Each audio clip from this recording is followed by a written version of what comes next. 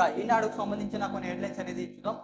ఇక హైదరాబాద్ లో హెచ్సిఎల్ కొత్త ప్రాంగణం 5,000 మంది ఉద్యోగ అవకాశాలు నూతన క్యాంపస్ ప్రారంభోత్సవానికి సీఎం కు ఆహ్వానిక HCL technology chairperson Roshni Nadar కు జ్ఞాపక అందజేస్తున్న CM Revanth Reddy. HCL technology తమ కొత్త క్యాంపస్ త్వరలో హైదరాబాద్ లో హైటెక్ సిటీలో ప్రారంభించనుంది.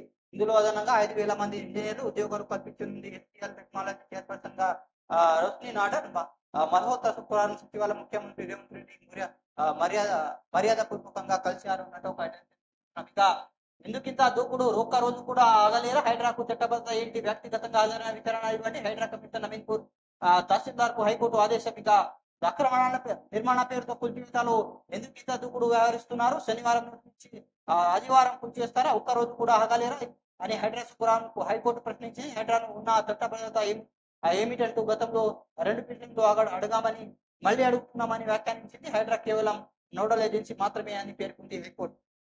ఇక గందరగోళంగా పునరావాసం వ్యతిరేకించిన ముస్లిం నాయకులు ధర్నా చేపట్టిన ఎంపీ విటేల మాజీ మల్కాజ్గిరి ఎంపీ విటేల. ఇక వంటింట్లో ధరల మంట, భారీగా పెరిగిన వంట నూనె రేట్లు 12 రోజుల్లో లీటరుకు రూపాయలు 17 నుంచి 42 వరకు పెరుగుదల. ఇక పాత నిల్వలకు కొత్త బాధుడే ఉల్లి, వెల్లుల్లి, పప్పులు, రెక్కలు. ఇక పండుగ వేళలో వినియోగదారులపై భారం. ఇక వంట నూనె లీటర్ ధరలు ఇలా ఉన్నాయి. పామాయిల్ 110 నుంచి 152 పెరిగింది. సోయా 110 నుంచి 152 పెరిగింది. ఇక సన్ఫ్లవర్ 115 నుంచి 150 పెరిగింది. వేరుశనగ 130 నుంచి 163 పెరిగింది.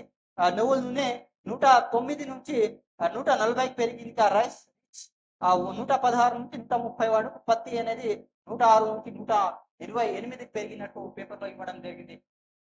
పండుగ సీజన్ లో నిత్యావసర ధరలు మండిపోతున్నాయి. హోల్సేల్ మార్కెట్ లో మాల్స్ సరుకులు తగ్గదిలే అందున పైకి ఎగబాతున్నాయి. ఇక పంట నూనెలపై కేంద్ర ప్రభుత్వం దిగుమతి సుంకం పెంచినట్టు ఈ నెల 14వ ప్రకటించగా మరుసటి రోజు నుంచి వాటి ధరలు పెరిగాయి. కేంద్రం నుంచి ఆయిల్ పామ్, సోయా, మదుపుదారులపై మాత్రమే సుంకం విధించిన మిగిలిన అన్ని పంట నూనెల ధరలు కంపెనీలు వ్యాపారులు పెంచేశారు. పండుగలు వారు తమకు అవకాశం తీసుకోవడంతో నూనెల ధరలు మండుతున్నాయి. ఇక నగరాల పట్టణ దుకాణాలు గ్రామాలు పెరుగుతున్న భారీగా ఉంది. ఇక ఆన్లైన్లో విక్రయ సంస్థలు పెంచాయి. మార్పులు నిల్వలు నల్ల బజార్కు తరలించి అధిక ధరలు విక్రయిస్తున్నారు అన్నట్టు హైలైట్ అనేది చూస్తున్నాం.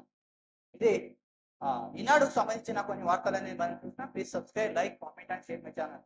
Thanks for watching.